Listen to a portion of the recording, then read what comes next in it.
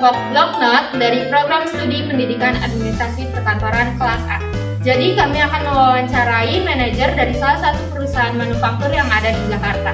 Sebelumnya, izinkanlah kami untuk memperkenalkan diri. Dengan saya sendiri, Rini Kanela Pitaloka dengan NIM 17096220047 dan rekan-rekan saya Firman Aulia Mulyawan dengan nomor NIM 1709622078. Saya Sabrina Isya Putri dengan NIM 1709622027. Saya Talma Nurliana dengan NIM 1709622003. Saya Andes Andara dengan NIM 17096222010. Yuk simak videonya!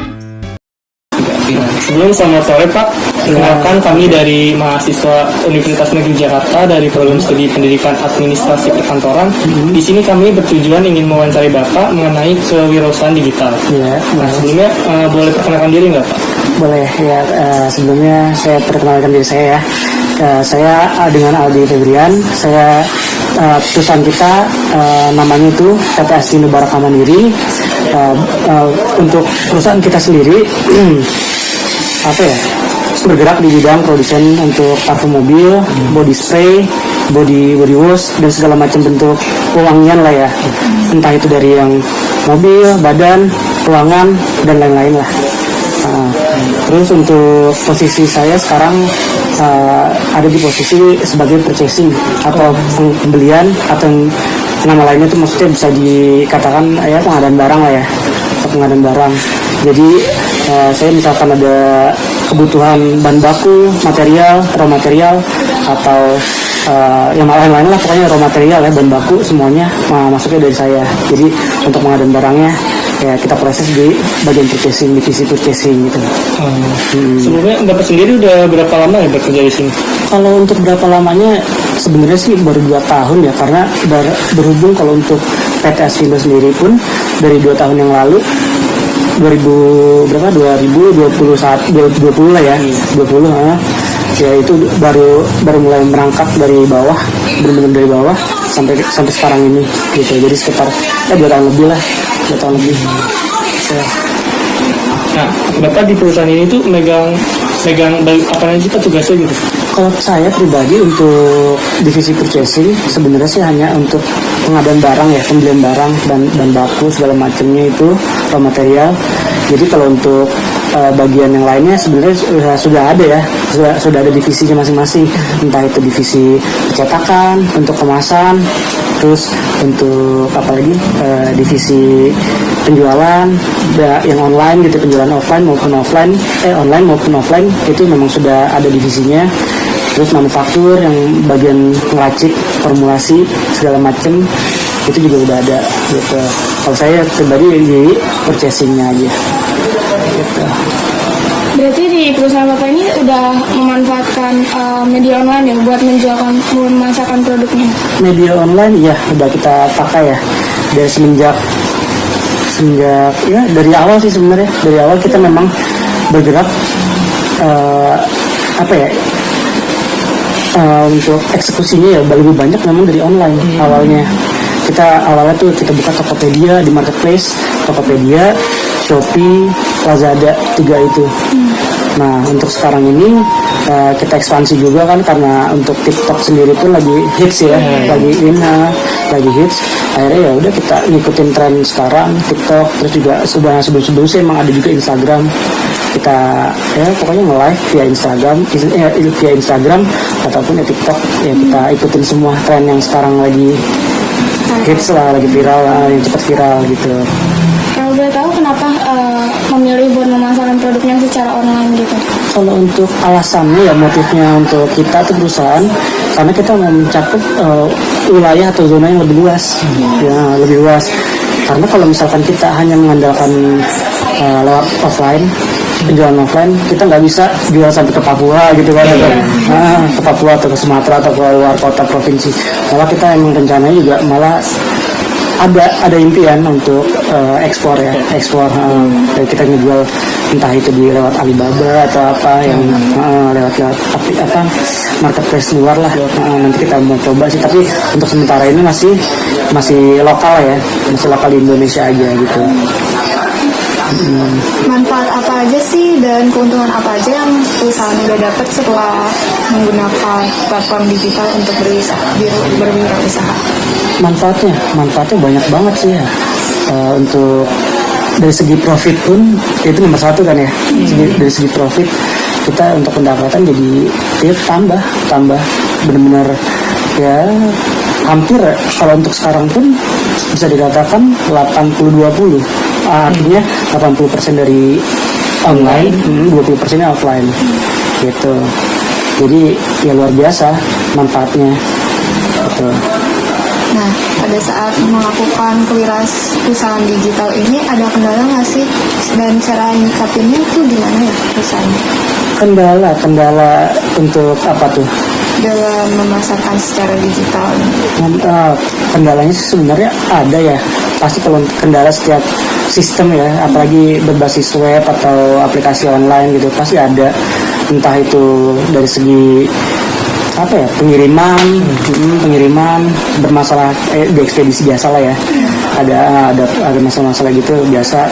Terus juga ya paling kalau misalkan memang ada updatean fitur baru, contoh misalkan ada gratis ongkir, kita mesti daftarin dulu segala macam, kita mesti penuhin persyaratannya yang sebelumnya kita belum pernah lakuin ya.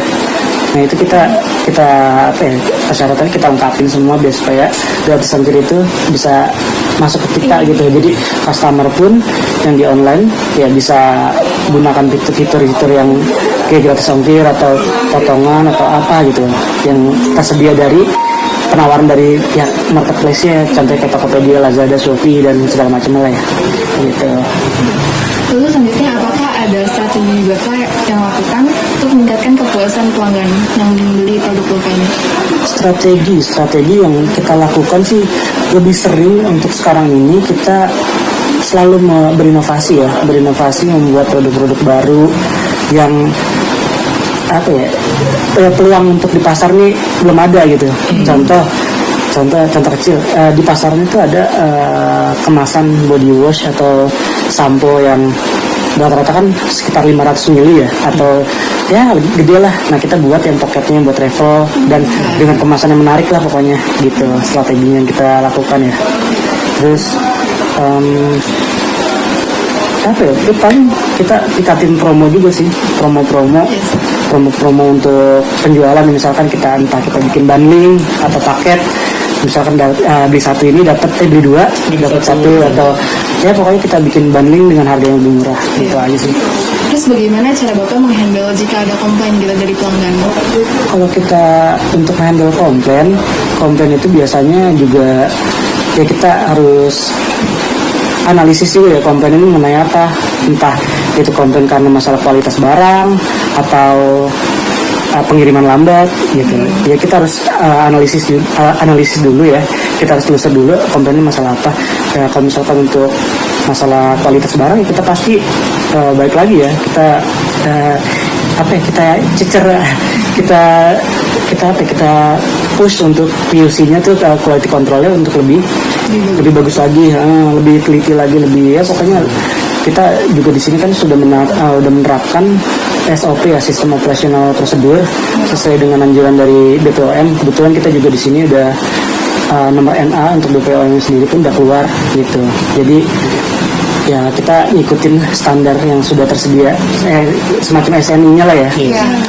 Seperti itu. Jadi kalau misalkan untuk komplain-komplain yang kecil-kecil sih ya pasti ada, tapi ya alhamdulillah selama ini udah kita bisa atasi semua kok gitu. Bagaimana cara perusahaan Bapak ini bersaing gitu dengan komputer lain? Kalau untuk bersaing ya sebenarnya balik lagi ke yang tadi ya, kita cari peluang untuk produk-produk apa aja nih yang belum ada di pasaran atau yang sudah ada di pasaran, tapi kita buat lebih menarik dari segi kualitas, dari segi harga, dan ya kemasannya gitu menarik ya. Ya itu aja sih, paling kita coba olah di situ ya, kita coba olah biar supaya customer melihat produk kita misalkan di online, oh lebih bagus nih, lebih menarik daripada kompetitor yang A ya gitu, atau yang B ya, nanti dia larinya ke kita, ke PT Asvindo ini. Merek, kalau kita kan di sini terkenal dengan merek Sonic ya gitu. Baik, selanjutnya kalau untuk pembelian nih, itu banyak yang langsung atau melalui online? Melalui online sih sebenarnya kalau untuk sekarang ini ya. Iya. Tapi kalau secara traffic mungkin lebih banyak online, masuk orderan ya, dibanding dengan offline. Tapi kalau untuk dari segi quantity, baik lagi nih kita ke quantity juga. Quantity ya offline lebih banyak dibandingkan dengan online. Makanya dari situ kita berusaha menjaring ya. Kita menjaring dari online buat supaya dia beli ke offline, kita arahkan untuk offline. Apalagi contoh kalau misalkan di online itu orang itu beli, contohnya di Shopee ya, dia beli satu produk, misalkan produk A ya, kategori produk A, dia beli awalnya nih, makanya kita tracking juga, awalnya dia beli 5 piece barang. Nah terus di hari selanjutnya atau di next ordernya, di orderan selanjutnya dia beli 10, nambah lagi 15, 20. Nah itu langsung kita jaring, kita chat langsung ke customernya, kita tawarin dari situ. Jadi kita tawarin, ini ada kita penawaran untuk pembelian secara offline itu lebih murah loh gitu. Terus juga lebih pro-nya lebih banyak lah, benefitnya gitu, benefit buat customer itu lebih banyak gitu. Jadi dari situ sih sebenarnya kayak kita ngejaring ya. Dari online trafficnya lebih banyak tapi kuantitinya sedikit. Dari offline sedikit traffic untuk pembeliannya tapi kuantitinya lebih banyak. Kita bisa disimpulkan seperti itu sih. Kalau untuk memasuki platform online seperti sekarang, kalau menurut Bapak sendiri apa saja yang perlu dipersiapkan gitu? Platform online, contohnya apa ya, kayak gimana ya? Untuk bisnis Bapak sekarang ini yang perlu dipersiapkan untuk pemasaran online-nya gitu kayak gimana? Apa aja yang harus dipersiapkan? Ya, dipersiapkan semuanya ya, segala sesuatunya kita persiapkan, dari masalah produk, deskripsi barang tersebut harus kita jelaskan sedetail-detail mungkin, karena ya customer ini hitungannya apa ya, saklek ya. Dia misalkan baca deskripsi, kalau misalkan nggak bagus, di skip lah gitu. Kalau misalkan kita deskripsinya singkat, padat, jelas gitu, dengan manfaat yang dia mau, ya otomatis beli gitu loh. Jadi ya persyaratan sih semuanya ya kita lengkapi semua lah gitu ya. Oke, mungkin yang terakhir nih ada saran untuk pebisnis perintis nih yang mau menggunakan media online buat usahanya, dari Bapak gimana? Sarannya ya, kalau saran saya untuk membangun bisnis dari awal itu jangan takut untuk memulai dan berbuat. Jadi eksekusi aja, action aja dulu. Masalah salah, gagal atau rugi itu belakangan, yang penting action dulu. Jadi kita ini harus melihat ya itu peluangnya itu ya, pasarnya itu ya, kita harus lihat. Jadi apa ya, nggak ini sih ya, pokoknya semuanya yang tadi saya omongin itu seperti itu sih ya, action aja dulu, masalah salah belakangan lah, karena kan orang sukses pun ya banyak salahnya juga. Awalnya dia jatuh, dia menangkap lagi. Kalau misalkan dari awal dia nggak berani action atau eksekusi, ya nggak jalan-jalan gitu.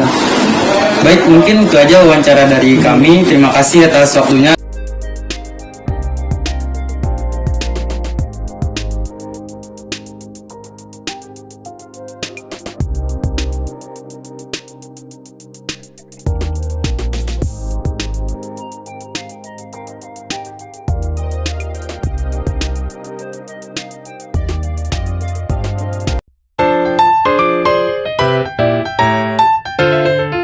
Terima kasih telah menyimak video kami dari awal sampai akhir. Jangan lupa untuk Like, comment, and subscribe. dadah.